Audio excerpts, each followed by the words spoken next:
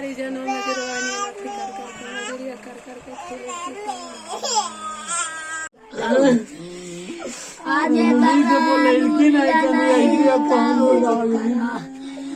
छोड़ी देला कौ अपन भागावा से बचला यही गई इतना मैंने कि पंगा बना के बुला ली का करके ना करती अब अपने से मरा गई अपन परिवार के साथ के करके जरी लोग बुझे ना जाते आ लेके पूरा इतना आदमी आती हो जते हां हमने के लेडी पर लगाने के भूल ले।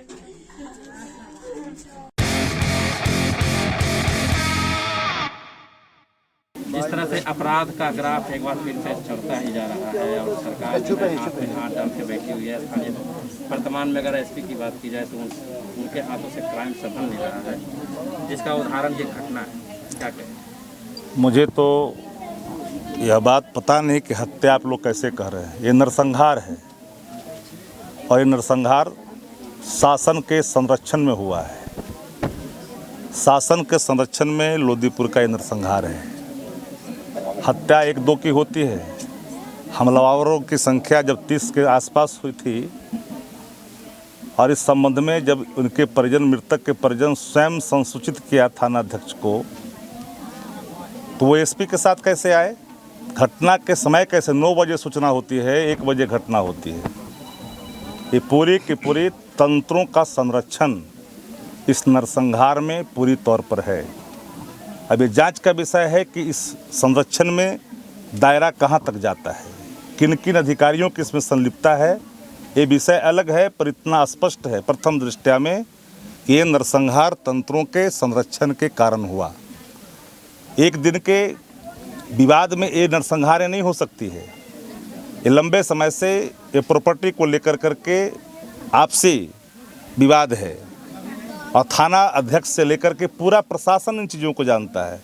अंचलाधिकारी और यहाँ खास कर करके जो इस हलके के जो कर्मचारी है उसकी भी भूमिका संदिग्ध है। इन पूरे मामलों में तहकीकात एक बिंदु नहीं हो सकता, चूँकि ये सिविल एक्ट है। ये सिर्फ पुलिस और अंचलाधिकारी की भूमिका की जांच होनी चाहिए कि विलंब का कारण क्यों, या मंडल पदाधिकारी जो टाइटल देख रहे हैं या जो मजिस्ट्रेट देख रहे हैं वो तो अलग विषय है, लेकिन जो भी देख रहे हैं टाइटल को वो अलग विषय है। लेकिन ये आखिरकार इतने बड़े नरसंहार हुए शासन के संरक्षण में, ये मेरा सीधा आरोप है कि यह जो नरसंहार है यह कोई एक दिन की घटना का कारण नहीं है, एक दिन का विवाद का कारण नहीं है। जब सब कुछ अव्यर्थ नेता प्रतिपक्ष तेजस्वी प्रसाद यादव जी ने दिल्ली में रहने के बाद, चूँकि वो चल रहा है कई राजनीतिक कार्यक्रमों में, वहाँ व्यस्त होने के बावजूद भी उन्होंने घटना को देखा और तुरंत राष्ट्रीय जनता दल की एक कमेटी गठित की है और ये कमेटी यहाँ डेलीगेशन इन सारे बिंदुओं पर, एक एक पहलुओं पर विचार भी कर रही है, सुन भी रही है। और हमने कल भी मीडिया के माध्यम से कहा था कि जो परिवार इस नरसंहार में मारे गए हैं उनके परिजनों को 10-10 लाख रुपया और एक एक सरकारी नौकरी देने की बात हमने कल ही की है। चूँकि नरसंहार में सरकारों को नौकरियां देनी चाहिए। और मैं एक बात और आपके माध्यम से कहना चाहता हूं कि डिस्क्रिमिनेशन नहीं होना चाहिए। रंग, भेद, वर्ग को ध्यान में रख करके मुआवजे की राशि नहीं स्वीकृत होनी चाहिए, क्योंकि ये नरसंहार है, ये स्वीकारना पड़ेगा लोगों को। और तो सारी चीज़ें जांच का दायरा अभी शुरू ही हुआ है, कितना हद तक जाएगा। हटाए गए हैं थाना अध्यक्ष, हटा देने मात्र से सिर्फ उनके कसूर खत्म नहीं होते, या जो भी है थाना अध्यक्ष की बात नहीं सिर्फ मैं कह रहा हूँ, थाना अध्यक्ष किनके दबाव में काम कर रहे थे, सवाल एक नहीं है।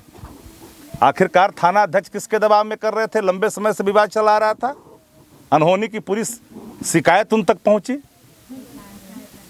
मुझे जहां तक अपनी समझ है, ऐसमें सत्ता के बड़े लोगों का भी हाथ है। प्रथम दृष्टया में बातें खुल करके आ रही, इसकी भी जांच होनी चाहिए।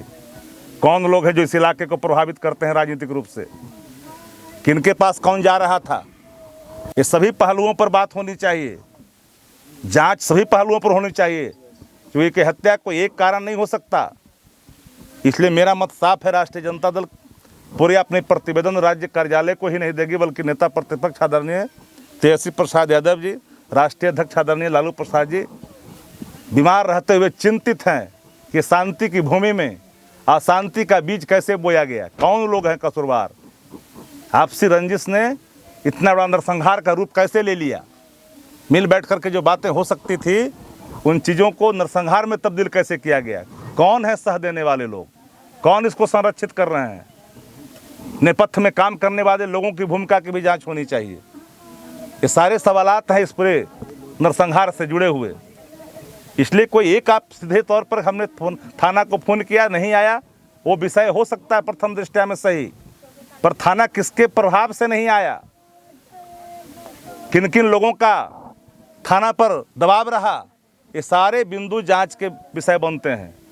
और एक बात, जो एसआईटी गठित की गई है या जो भी आईजी ने कमेटी गठित की है, पटना प्रक्षेत्र के आईजी साहब ने कमेटी गठित किया है, तो एसआईटी गठित हो और इसकी तार्किक परिणति हो। ये सवाल नहीं उठता है कि हम सिर्फ ठंडे बस्ते में हम इसकी कोई सीआईडी की जांच की सवाल का नहीं उठता है। मैं जानता हूं कि सीआईडी के जांच का फलाफल क्या आता है राज्य के अंदर में। एसआईटी गठित हो करके इसमें एक मजिस्ट्रेट बहाल हो जुडिशरी के तौर पर, तब इसकी जांच हो, जुडिशियल इंक्वायरी, एकदम जुडिशियल इंक्वायरी, उसके नेतृत्व में पुलिस काम करे, सारी रपट उसको दे, तब ये दूध का दूध और पानी का पानी होगा। अपराधी चाहे किसी जाति का हो, किसी वर्ग का हो, किसी मजहब का हो, अपराधी अपराधी होता है। अपराध में किसी प्रकार का कंप्रोमाइज राष्ट्रीय जनता दल नहीं करता। आदरणीय लालू प्रसाद जी का यही विचारधारा है। ये घटना से सब लोग मर्माहत है, सब लोग दुखी हैं। इसलिए साफ शब्दों में इस शासन की लापरवाही नहीं है, ये आपराधिक लापरवाही है। और ये आपराधिक लापरवाही के कसूरवार जिन जिन लोग जो लोग हैं, सब पर कार्रवाई सुनिश्चित होनी चाहिए। एसपी साहब आगे उसको थाना वगैरह 9 बजे बोले जी, हम खुद बात किए जी, हम खुद बात किए, आया है 2 बजे जी। एसपी साहब आ गए पीछे से, तो लोग आए थे एसपी कल, तो उसको बताया नहीं, सब सारा बयान में दे ले, बता रहे हैं सर, कार्रवाई हो गई, कार्रवाई किया जाए, तो सस्पेंड तो हो गया यार, सस्पेंड कार्रवाई किया जाए। सस्पेंड से क्या होगा? सस्पेंड से कुछ नहीं होगा, सस्पेंड से हमको तो नौकरी खत्म कर दिया जाए। सर एफआईआर हो, वही मर्डर करवाया, ठीक है, सस्पेंड से क्या होगा हमको सर? फिर 4 महीना में ज्वाइन कर लेगा, 4 महीने बाद फिर कर देगा, तब ठीक है, उस पर एफआईआर होना चाहिए। वो एक्शन लेता तो मर्डर हो भी नहीं होता। ऐसे दिन भर चौकड़ी मारता था, गाड़ी भी घुमा देता था सर, इतना हो नहीं करता, घुमा देता ना, पुलिस आ गया, गाड़ी वैसे देखा करोड़ का एकदम स्पॉट पर आता है, दूर से गाड़ी 2 किलोमीटर के रेंज में थाना है ना सर। थाना के जब 9 बजे हम इन्फॉर्मेशन कर दिए, 2 घंटा वेट किए, उधर 4 बीघा खेत जोत लिया, घर तर आया, तब पापा सब बोल के माना करने चल गए कि तू बॉन्ड किया है, न्यायालय में चल रहा है, तू काहे जोतेगा खेत? अभी सही बात है, इसमें क्या सही बात। अच्छा, अब जाते हैं, बात कर लेते हैं पहले कि आप लोगों जो पैसा जो है तुरंत कम से कम दे, 4 लाख 520 लाख रुपए सुरक्षा के लिए पहले बात कर लेते हमको, तभी पता लगेगा कि पैसा क्या कोई नॉर्म्स होगा, वो 5 दिन 7 दिन कुछ नॉर्म्स होगा, कह नहीं सकते क्या नॉर्म्स है, उसका आवंटन पर होता है सर। अरे बस समझिए, 2 अलग-अलग इशू है। ये सामूहिक नरसंहार, इसलिए कोई आवंटन की जरूरत है। सरकार, बिहार सरकार का अपना वकील है, उसका किसे मिलता है, तो खाली होना चाहिए उसको पैसा, और कुछ नहीं तो डाइवर्ट करके दे दे, उसमें क्या दिक्कत है? पैसा तो आने हैं। हम समझते हैं कब मिल जाए। अच्छा देखो, हम अपने तरफ से 5000 रुपये दे रहे हैं, अपनी तरफ से, अपना मेरा पैसा है, तुम लोग बांट लेना। इसलिए हम लोग यहाँ पर इस घटना स्थल पर आकर के प्रशासन और सरकार से ये मांग करते हैं कि मृतक के परिवार को सुरक्षा दिया जाए और जो प्राथमिकी के नामजद अभियुक्त हैं उनको अविलंब गिरफ्तार किया जाए, और साथ ही साथ पुलिस और प्रशासन के पदाधिकारी जो भी इसमें आरोपित हैं, जिनके चलते ये घटनाएं घटी है, जिनकी संलिप्तता है, जिनकी भूमिका आ रही है, उस पर भी कार्रवाई होनी चाहिए। और हम साथ में ये भी चाहेंगे कि जो मृतक के परिजन हैं उनको सरकार की तरफ से मुआवजा मिले, जिससे कि वो अपना आगे का अपना रोजी रोटी का गाड़ी खींच सके। गांव के लोगों का कहना है कि घटना के सुबह जब जिस दिन घटना हुआ है, लोग 6 बजे ही डीएसपी और थाना प्रभारी को लोग सूचना दिया, थाना प्रभारी नहीं आया, डीएसपी भी नहीं आया। जो कल आईजी टीम गठित की है इस घटना को जांच को लेकर, वो डीएसपी के मौजूदगी में हुई है, जबकि डीएसपी कसूरवार है, डीएसपी पर कार्रवाई होनी चाहिए और उसी को जांच का जिम्मा दिया गया। इस पर क्या कहते हैं?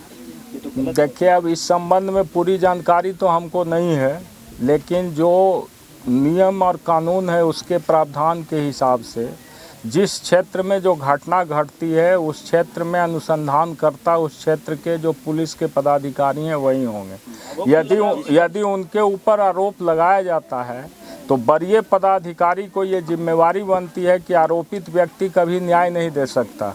इसलिए यदि आरोपित किसी पर ये आरोप लगाया जा रहा है कि वो न्याय नहीं करेंगे, पक्षपात करेंगे, तो ऐसी परिस्थिति में यहाँ के एसपी साहब को चाहिए कि मुकदमा के अनुसंधान